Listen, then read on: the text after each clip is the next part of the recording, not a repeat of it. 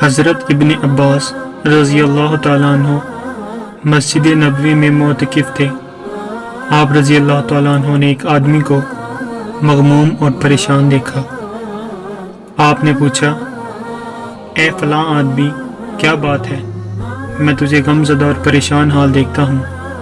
اس نے کہا، جی ہاں، میں پریشان ہوں کیونکہ فلاں کا میرے ذمہ حق ہے، لیکن میں ادا کرنے پر قدرت نہیں رکھتا۔ آپ رضی اللہ تعالیٰ عنہ نے فرمایا، کیا میں خود اس سے تیرے متعلق بات نہ کروں؟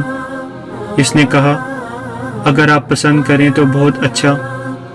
چنانچہ ابن عباس رضی اللہ تعالیٰ عنہ اپنے جوتے پہنے اور مسجد نبوی سے باہر آ گئے۔ وہ شخص آپ سے کہنے لگا، آپ بھول تو نہیں گئے؟ آپ تو اعتکاف میں تھے۔ حضرت ابن عباس رضی اللہ تعالیٰ عنہ نے فرمایا، میں بھولا نہیں ہوں، البتہ میں نے اس صاحب قبر یعنی آپ صلی اللہ علیہ وآلہ وسلم سے حدیث سنی تھی۔ یہ کہہ کر آپ رونے لگے۔